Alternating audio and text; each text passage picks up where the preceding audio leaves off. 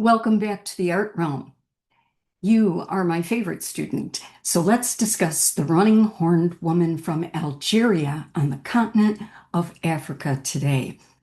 I find it far more compelling just between you and me than our last work, the Camelid Sacrum. Do you remember that? Wasn't that one of the weirdest things you've ever seen? The running horned woman is the subject for today's discussion. The running horned woman was discovered at Tassili, Niger, a national park in the Sahara Desert, located in a plateau in southeastern Algeria. It covers an area of roughly 50,000 square miles. The name means plateau of rivers and is very remote and difficult to get to, so you have to be determined to go. This location is renowned not only for this one magnificent work of art, but as the location of one of the richest collections of prehistoric rock art in the world, comprised of an estimated 15,000 human and animal paintings and engravings. It's a veritable museum of prehistoric art.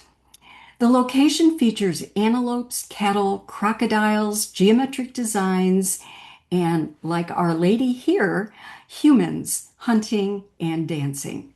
She may be a dancer because she's wearing armbands and ankle bracelets. This amazing painting was first seen by Westerners between 1933 and 1940.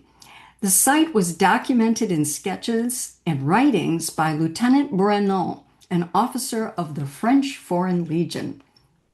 He donated his observations to a museum in Algiers, attracting the attention of Henri Lota, a French archaeologist who recognized the significance of the discovery and in time wrote a best-selling scholarly book on the subject. Of course, the indigenous people of the area had been well aware of the existence of these ancient works. Here is a map showing the location of Tassili, Niger, near the Algerian borders of Libya and Niger.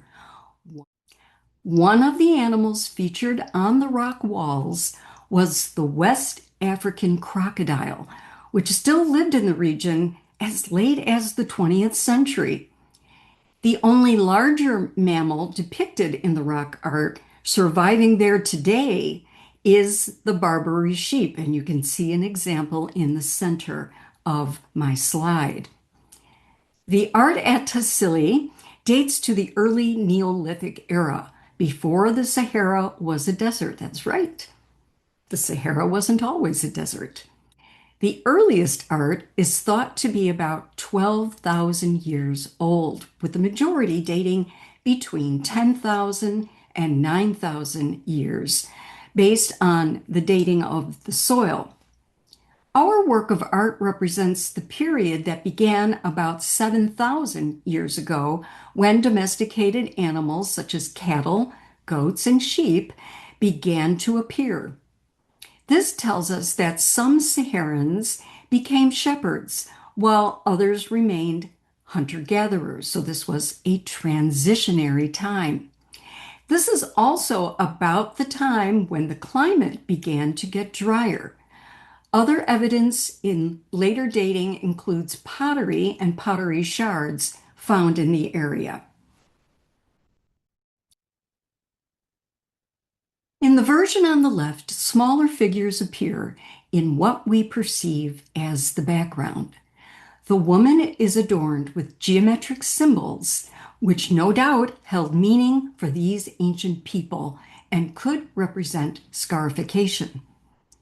While some of the imagery reflects everyday life, scholars believe the running horned woman represents a ritual and symbolic purpose.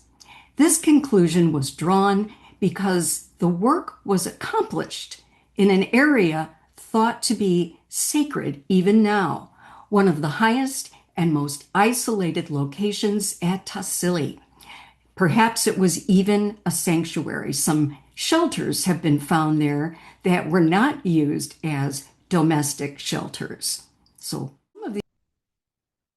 another reason why scholars believe this image represents something more spiritual or even divine is because of the high quality of the work, not only the location, but the high quality of the work, and the elaborate armbands and garters, the horned headdress, ornamentation of the figures with dot patterns, and the quality, of course, of the workmanship. So it's very detailed and very elaborate. Despite Lota's role in revealing the art to the world outside of the region, his practice of wetting the paintings with water to get better photographic images has led to their downfall. Many visitors have continued the practice, contributing to fading and even the disappearance of some imagery. While bringing this fascinating rock city to light, European explorers like Lota found it difficult to believe that Africans had a developed aesthetic sense and attributed the imagery to influences from classical cultures and more ancient cultures like the Phoenicians or the Egyptians. We see this again and again in European opinions about African art.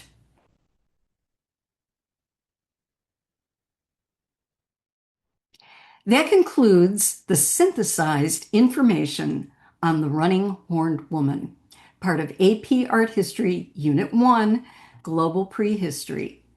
I'll see you back next time, and for those who are curious, please consult the following resources.